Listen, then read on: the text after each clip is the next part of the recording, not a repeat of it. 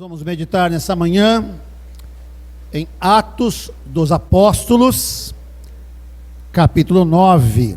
Atos dos Apóstolos, capítulo 9. E eu convido a acompanhar a leitura dos versículos 1 a 9. Atos 9, de 1 a 9.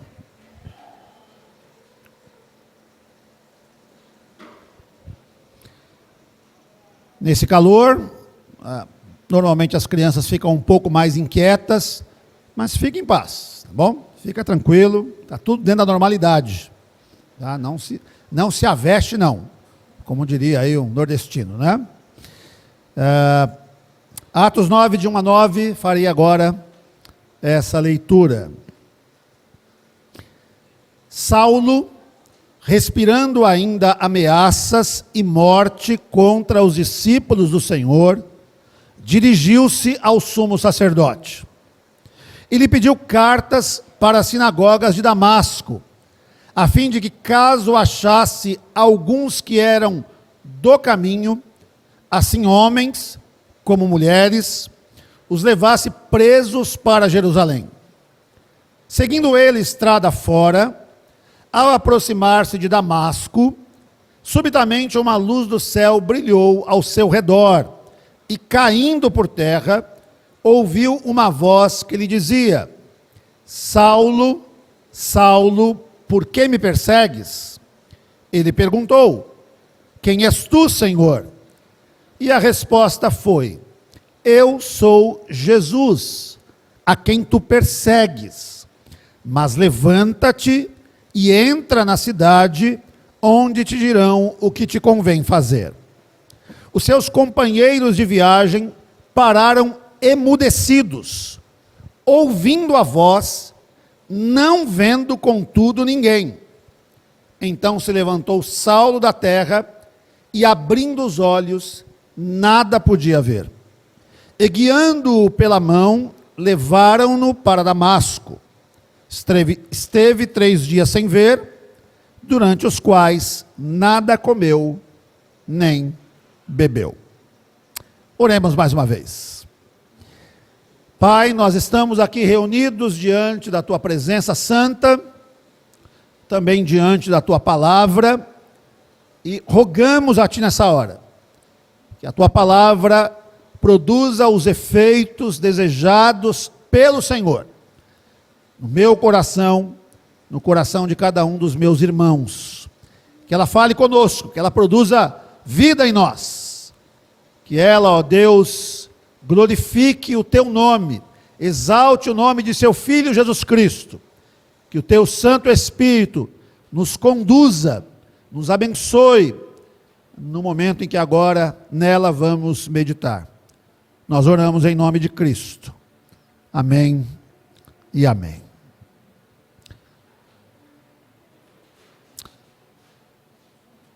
É verdade que nem todos os cristãos experimentam uma conversão tão dramática como foi a conversão de Saulo. Nem todos nós caímos com o rosto em terra, ou experimentamos, até mesmo no corpo, a manifestação da graça, do poder de Deus, quando Ele regenera o nosso coração.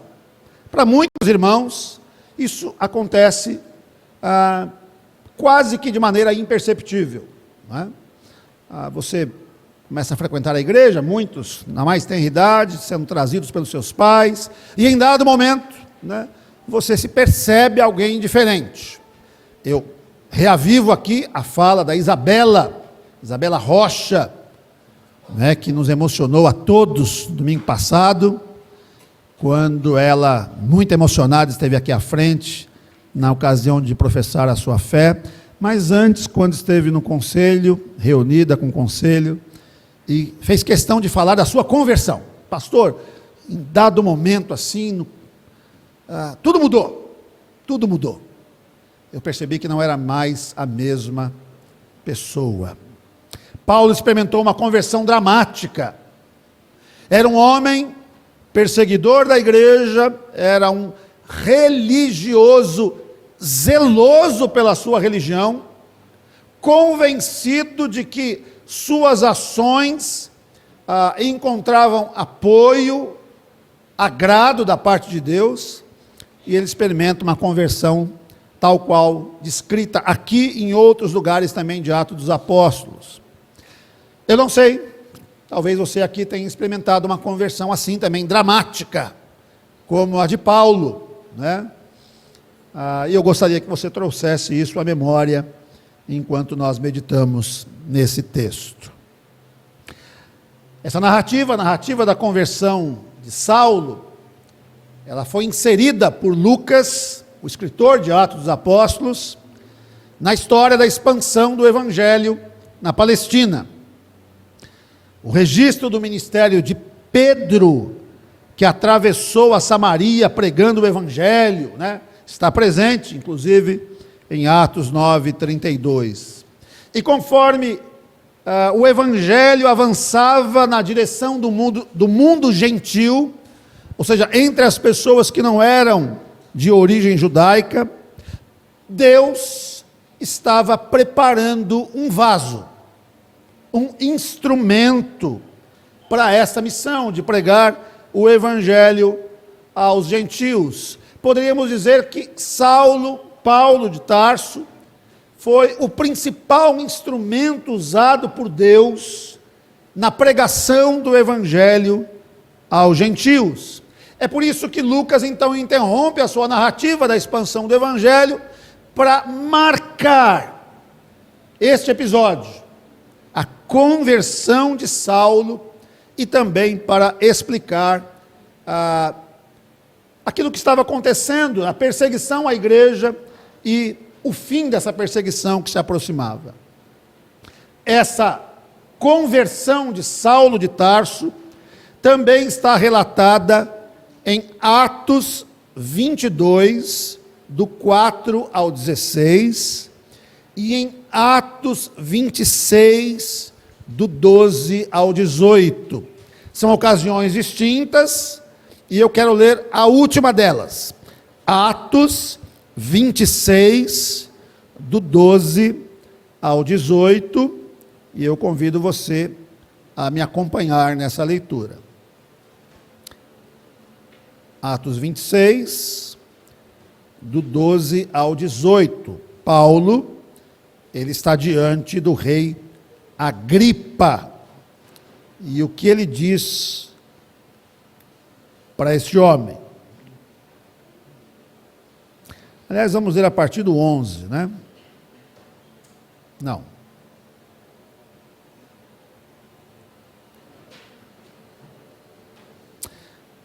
A partir do 9. Vamos a partir do 9 ficar mais claro. Atos 26, a partir do 9. Na verdade, a mim me parecia que muitas coisas eu devia praticar contra o nome de Jesus, o Nazareno. E assim procedi em Jerusalém. Havendo eu recebido a autorização dos principais sacerdotes, encerrei muitos dos santos nas prisões, e contra estes dava o meu voto quando os matavam. Muitas vezes os castiguei por todas as sinagogas, obrigando-os até a blasfemar. E demasiadamente enfurecido contra eles, mesmo por cidades estranhas, os perseguia. Com estes intuitos, parti para Damasco, levando a autorização dos principais sacerdotes, e por eles comissionado. Ao meio-dia, ó rei, indo eu caminho fora, vi uma luz no céu, mais resplandecente que o sol, que brilhou ao redor de mim e dos que iam comigo. E caindo todos nós por terra, ouvi uma voz que me falava em língua hebraica: Saulo, Saulo, por que me persegues? Dura coisa é recalcitrares contra os aguilhões. Então eu perguntei: quem és tu, Senhor? Ao que o Senhor respondeu: eu sou Jesus, a quem tu persegues. Mas levanta-te e firma-te sobre os teus pés, porque por isso te apareci, para te constituir ministro e testemunha tanto das coisas em que me viste, como daquelas pelas quais te aparecerei ainda. Até aqui. Então nós enxergamos aqui Paulo, que não se envergonhava do evangelho, anunciando este evangelho, falando da sua conversão ao rei Agripa. Embora Saulo de Tarso houvesse nascido e sido criado na cidade gentia de Tarso, na Cilícia, conforme Atos 22:3, ele estudou em Jerusalém aos pés de Gamaliel, um dos notáveis rabinos daquele tempo, conforme Atos 5:34 em diante. Era considerado um aluno brilhante, Gálatas 1:14, um zeloso fariseu, Filipenses 3:5 descreve isso, e agora Saulo executou o papel do mais zeloso perseguidor dos judeus contra a igreja de Jesus Cristo. Esta violenta perseguição foi por ele mesmo descrita no texto que lemos há pouco, quando ele encerrava os santos nas prisões, quando ele os açoitava, castigava, e quando ele dava o seu voto para matá-los. Paulo consentia na morte deles, estava inclusive presente quando Estevão, diácono Estevão, foi morto. Seu alvo era então compelir os cristãos a negarem a fé, a blasfemarem contra o nome de Jesus. E em muitas ocasiões, esta negativa poderia ocasionar efetivamente a morte daqueles irmãos. Mas por que a conversão de Saulo é importante para nós? Nós encerramos domingo passado uma série de mensagens, onde o Senhor Jesus Cristo, no Evangelho de João, se apresenta dizendo quem é. Eu sou o bom pastor, eu sou a videira verdadeira, eu sou a luz do mundo, eu sou o caminho, a verdade e a vida, eu sou a porta das ovelhas, e por aí vai. Mas aqui, mais uma vez, o Senhor Jesus Cristo usa a expressão, eu sou. E ele diz o que para Saulo de Tarso? Eu sou Jesus, a quem tu persegues. E se tivéssemos que dar um título a essa mensagem, muitos títulos já foram dados a ela, eu diria, a rebelião do homem natural, inclusive do homem religioso. A rebelião do homem natural, inclusive do homem religioso. E eu começo dizendo o seguinte, meus irmãos: o homem não regenerado é cego em seu entendimento, é morto em seus delitos e pecados, e é inimigo do povo de Deus. Repito, o homem não regenerado é cego em seu entendimento, morto em delitos e pecados, e inimigo do povo de Deus.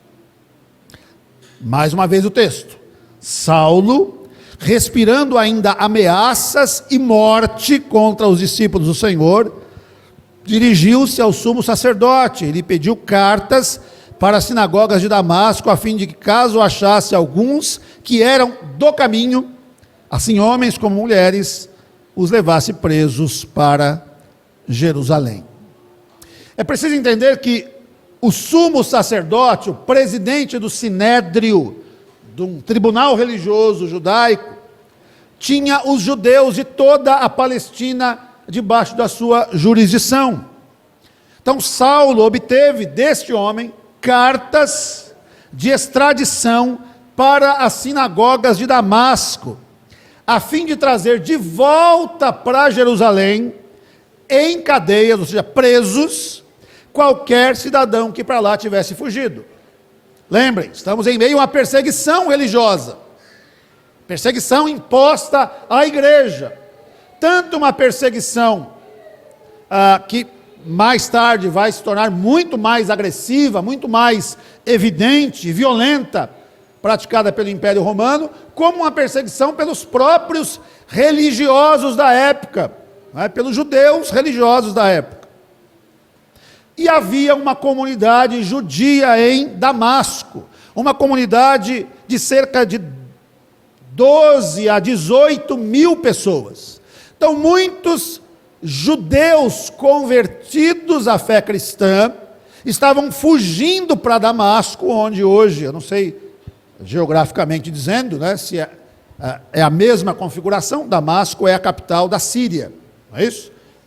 Não é isso? Eu não sei se era exatamente a mesma configuração do território sírio que nós temos hoje, mas o fato é que aquelas pessoas estavam fugindo para Damasco. Quem sabe ali a perseguição não nos alcance, quem sabe ali não tenhamos um Saulo de Tarso que persegue a igreja, quem sabe ali possamos encontrar compreensão, acolhida, guarida, ou ainda, quem sabe ali, aquela comunidade judaica que talvez não tenha sido ainda instruída a respeito do verdadeiro Messias que já veio, seja por nós evangelizada. O fato é que aquelas pessoas estavam fugindo para Damasco. Mas qual a intenção de Paulo? Não deixar que isso acontecesse. Era capturar aqueles do caminho. Do caminho era uma expressão usada para descrever os adeptos da fé cristã, os que reconheciam a Jesus Cristo como sendo o Messias. Não, eu não posso deixar que essas pessoas fujam do nosso controle, eu preciso trazê-las de volta para Jerusalém, eu preciso prendê-las, elas precisam ser castigadas pela blasfêmia que elas estão defendendo, de que Jesus Cristo é o Messias. Esse era o coração de Paulo. Saulo, também chamado Paulo. Mesmo nome, mesma pessoa. Saulo não trocou de nome para Paulo, era o nome dele mesmo. E o coração de Paulo é o coração de muitos religiosos que estão sinceramente equivocados acerca da sua fé. De muita gente que acredita verdadeiramente que está servindo a Deus, agradando a Deus, que está em uma comunidade religiosa, seja ela qual for. Claro, a gente está dizendo aqui de uma comunidade religiosa dentro do grande guarda-chuva judaico-cristão, mas seja qual for a comunidade religiosa, seja qual for a fé de alguém que está enganado e sinceramente enganado, o coração de Paulo descreve um pouco do coração de muitos de nós, quem sabe de nós mesmos aqui, que outrora caminhávamos em outra direção, vivíamos uma outra fé, éramos sinceros na nossa devoção, mas estávamos sinceramente equivocados. Éramos, na realidade, como o apóstolo Paulo disse, inimigos da cruz de Cristo. Eu não quero aqui sintetizar ou simplificar o conflito que está existindo neste momento, por exemplo, entre Israel e o Hamas. Eu só quero dizer que muitas ações, ou de um lado ou de outro, se dão a partir de uma concepção religiosa, teológica equivocada. Eu preciso provar a minha fé, eu estou disposto a defender o meu ponto de vista, até mesmo visando o extermínio do outro, até mesmo usando do meu próprio corpo como um instrumento de guerra, para dar fim, dar cabo da vida de outro. Para isso eu me ofereço mesmo, ofereço a minha vida em holocausto, em sacrifício, pela causa. Quanta gente faz isso? E falando especificamente de uma vertente religiosa, quantas famílias se orgulham de que um filho se deu em favor da causa, explodindo em determinado lugar, matando pessoas, E a família se orgulha disso. Saulo era um homem não regenerado. Saulo era um religioso. Um judeu religioso, que acreditava de todo o seu coração que estava fazendo aquilo que era certo, mas não estava. Que acreditava de todo o coração que estava agradando a Deus, mas não estava. Inimigo de Deus, inimigo da cruz de Cristo, mesmo sendo alguém sinceramente religioso. Por isso, meus irmãos, sinceridade não é requisito suficiente, não basta sinceridade. Não, mas pastor, aquela pessoa é sincera na sua devoção, é sincera na sua fé, mas não resolve. Eu preciso ser sincero numa fé verdadeira. Eu preciso expressar a minha devoção a um Cristo verdadeiro. Senão não resolve. Senão não tem jeito. Um homem não regenerado é um homem cego em seu entendimento, morto em delitos e pecados, inimigo do povo de Deus. Além disso, um homem não regenerado é cego em seu entendimento, morto em delitos e pecados, está em franca oposição ao Senhor Jesus Cristo. Versículos 3 e 4. Seguindo ele estrada fora, ao aproximar-se de Damasco, subitamente uma luz do céu brilhou ao seu redor, e caindo por terra ouviu uma voz que lhe dizia: Saulo, Saulo, por que me persegues? Mas espera aí, pastor, Saulo não estava perseguindo os judeus convertidos ao cristianismo, aos judeus que agora reconhecem Jesus Cristo como sendo o Messias prometido? Saulo não estava perseguindo pessoas, Saulo não estava tentando alcançar aqueles homens e mulheres que estavam fugindo para Damasco, não eram pessoas que estavam sendo perseguidas por Saulo, sim, mas então, por que Jesus diz: Saulo, Saulo, por que me persegues? Por que você está me perseguindo, Saulo? O jato de luz que apareceu a Saulo perto do meio-dia, como ele mesmo diz, era mais forte que a luz do sol. Consegue imaginar a luz do sol no deserto ao meio-dia? Consegue imaginar isso? O reflexo da luz do sol nas areias escaldantes do deserto em pleno meio-dia, mas a luz que atingiu Saulo era mais forte do que essa luz no deserto ao meio-dia. E a voz que vinha do meio da luz falou a Saulo em hebraico. Embora a maioria dos judeus da dispersão falassem grego, os pais de Saulo falavam o hebraico e o aramaico, ensinaram essas línguas a ele, conforme Filipenses 3, 5. O aramaico, inclusive, era a língua usada nas escolas rabínicas de Jerusalém. E a voz que Saulo ouviu no meio deste brilho intenso, dizia para ele que ele estava perseguindo a Jesus. Eu sou Jesus e você está me perseguindo, você está em franca oposição a mim. É como se Jesus dissesse: quando você persegue o meu povo, você persegue a mim mesmo. Porque eu e meu povo somos, num certo sentido, um.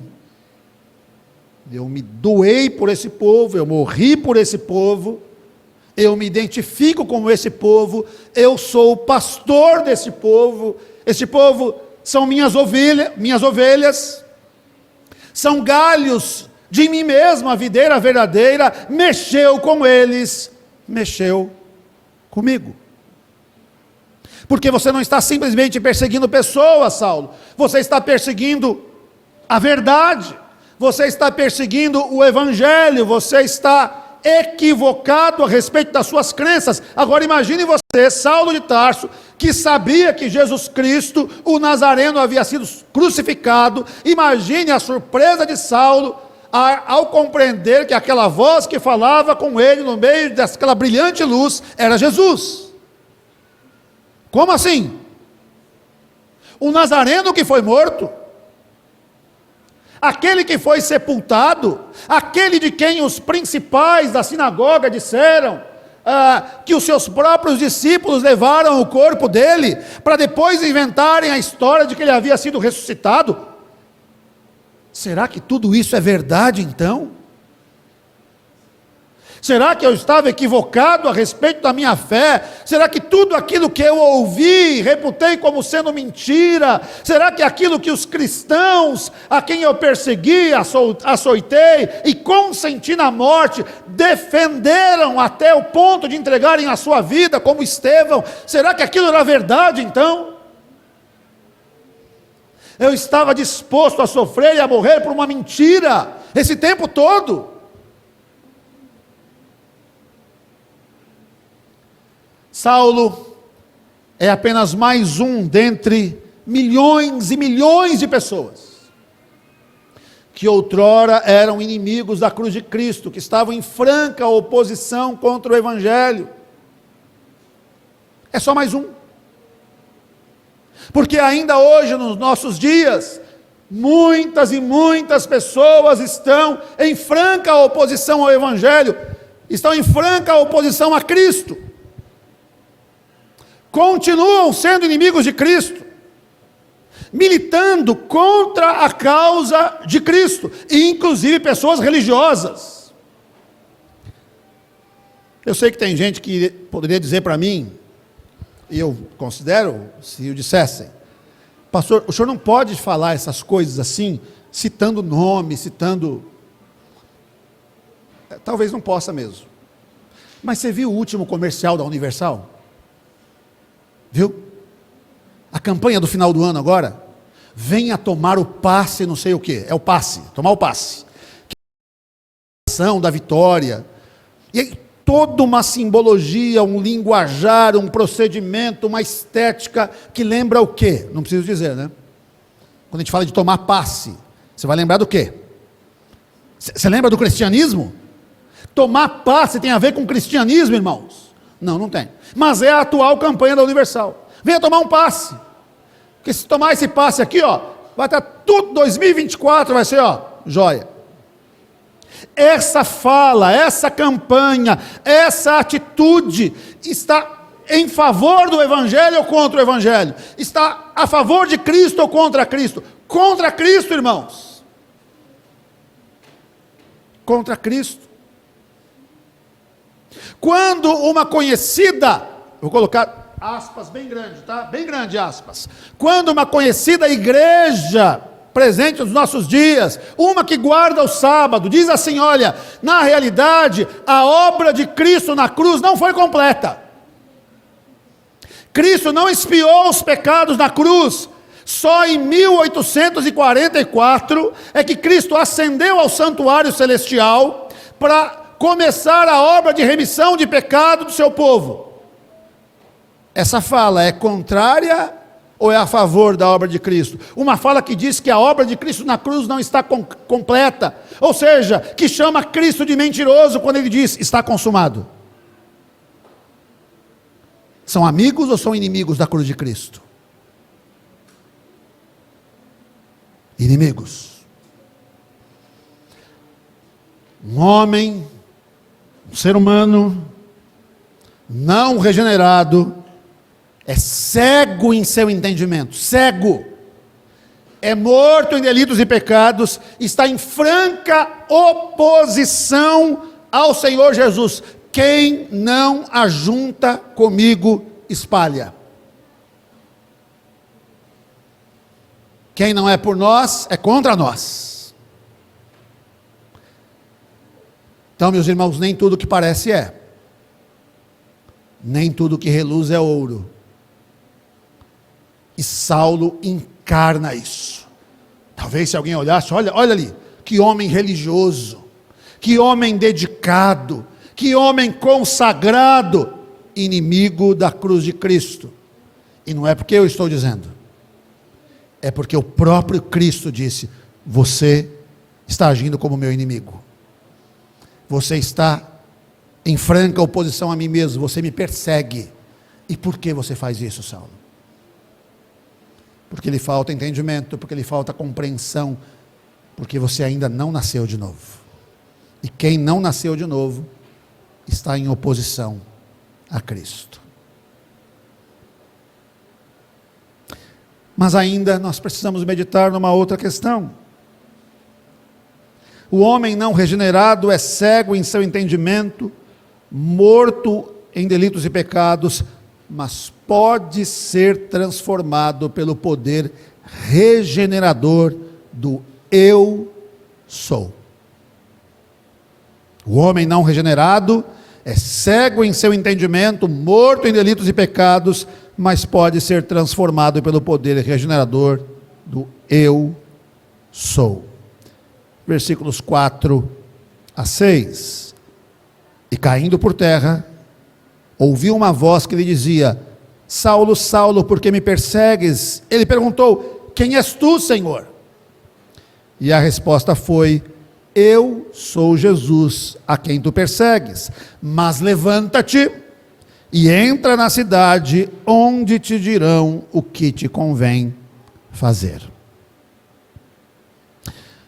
Num primeiro momento, Saulo não entendeu o significado dessa experiência. Então ele pede que a voz que ele ouviu no meio daquele brilho intenso se identificasse. Senhor, no grego, significa muitas vezes uma pessoa de respeito. E aqui indica uma resposta reverente e respeitosa. Quem és tu, Senhor? E a voz responde: eu sou Jesus. O Jesus glorificado, o Jesus que morreu e ressuscitou, o Jesus que não pôde ser contido pela morte, o Jesus que apareceu a mais de 500 discípulos, Jesus que entrou no lugar onde os discípulos estavam reunidos e disse: paz seja convosco. O Jesus que foi desacreditado num primeiro momento por Tomé, mas depois foi crido por Tomé. O Jesus que comeu com eles, que viveu ainda um tempo ali com eles. O Jesus que disse que iria preparar lugar e que voltaria para buscar a sua igreja. Esse Jesus, o Filho de Deus, o único Salvador, o único mediador entre Deus e os homens, o verdadeiro Messias, o Emanuel. Esse Jesus sou eu sou Jesus a quem você persegue.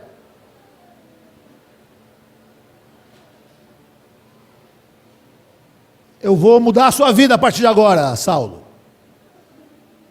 Dê ouvidos à minha voz, ouça aquilo que eu vou te dizer, obedeça aquilo que eu vou te dizer. Levanta-te, entra na cidade, e lá vão te dizer o que você vai fazer. Você vai encontrar com Ananias, ele vai explicar tudo para você. Ananias, meu Deus, o que é isso que o senhor está pedindo para mim? Saulo persegue a gente.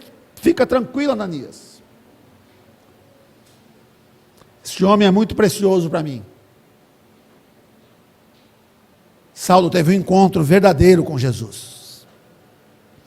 Quando ele vai falar acerca de si mesmo, ele diz que ele é como um abortivo, como alguém fora de tempo. Porque o tempo, entre aspas, seria o tempo do ministério terreno do Senhor Jesus Cristo. Quando Cristo esteve entre nós, quando ele pessoalmente chamou os seus discípulos, comissionando-os. E por isso o apostolado de Paulo foi depois questionado, mas Paulo diz: não, eu sou um como vocês, eu sou um junto com os discípulos, eu fui chamado como fora de tempo, mas eu fui chamado pessoalmente por Jesus Cristo. Eu ouvi a voz do céu, eu ouvi a voz que saía do meio daquele brilho intenso, eu ouvi, ela se identificou para mim, era Jesus. E a partir daquele momento, Eu não seguia mais as ordens do sumo sacerdote, eu não pedia mais cartas a ele para perseguir os cristãos. Não, não, não. A partir daquele momento, eu passei a obedecer a voz. Eu passei a ser um discípulo do eu sou. Paulo mudou de vida. Uma nova pessoa. E o que isso nos mostra, meus irmãos? Isso mostra que qualquer pecador, por pior que seja, pensa, fora você, né? Fora você, fora eu. Porque o pior pecador que eu conheço sou eu mesmo. Talvez o pior pecador que você conheça é você. Mas às vezes a gente é levado a olhar para além de nós e pensar, não, essa pessoa é pior do que eu. Eu não sou assim. Lembra da oração do fariseu e do publicano? Graças te dou, Senhor, porque eu não sou igual a ele. Não é? E às vezes a gente age assim, irmãos. Ainda bem que eu não sou assim. Mas da onde o Senhor nos tirou? Em qual charco de lodo, de lama, de pecado você estava que o Senhor te tirou? No que nós somos diferentes de fulano, ou beltrano, ou cicrano? Pastor, será possível que Jesus possa salvar? E aí talvez você pense, aquela pessoa, sabe aquela assim que... É possível. Sim, seu plano soberano, em sua vontade decretiva, ele determinou salvar alguém, esse alguém será salvo. Nada pode impedir isso. Ananias pensou a mesma coisa que nós. Mas Saulo? Saulo não. Saulo? Sim, Saulo. Fica tranquilo, Ananias. Você vai ver. Essa desconfiança inicial vai ser vencida pela convicção de que este homem será um homem segundo o meu coração, um homem que vai fazer a minha vontade, um homem que vai marcar a história da fé cristã. Você vai ver isso, Ananias, fica tranquilo. Deus pode salvar. Deus pode salvar o seu filho, Deus pode salvar o seu marido, Deus pode salvar os seus pais, Deus pode salvar os seus amigos, seu chefe, sua professora, seu professor, seu aluno, sua aluna. Deus pode salvar. O pior deles, Deus pode salvar. E não apenas salvar. Deus pode salvar e fazer deste ou desta uma nova criatura, alguém que era inimigo da cruz de Cristo, opositor ao Evangelho, alguém que resistia a Cristo, que perseguia Cristo, pode se tornar agora numa bênção nas mãos de Deus. Paulo depois foi perseguido por causa do Evangelho. Aquele que perseguia tornou-se perseguido por causa do Evangelho. Sofreu por causa do Evangelho. Mas Saulo foi verdadeiramente transformado pelo poder de Deus. Por quê? Porque ele teve um encontro com o eu sou. Ele teve um encontro com Jesus. Porque eu e você também tivemos um encontro com Jesus, e detalhe, um encontro marcado por Ele. Foi Ele que marcou o encontro. Porque tivemos esse encontro transformador com Jesus, nós somos diferentes hoje. Você deve continuar orando, e eu também, por pessoas a quem queremos ver também salvas, transformadas pelo poder de Deus, pedindo a Deus, Senhor, encontra. Que essa mesma luz que brilhou ao redor de Paulo e sua caravana, brilhe intensamente no coração de pedra, endurecido, dos meus amigos, irmãos, familiares. Quebre esse coração, transforme em um novo coração, e que essa luz abra os olhos, abra o entendimento, para que essas pessoas reconheçam que Jesus Cristo é o Senhor. Que assim seja, meus irmãos. E para que assim também seja, é urgente que eu e você assumamos uma posição como homens e mulheres transformados pelo poder de Deus, como pessoas que já foram irradiadas por essa luz bendita, a luz do mundo, que eu e você tomemos posição e anunciemos o Evangelho a tempo e a fora de tempo. Em nome de Jesus. Amém e amém.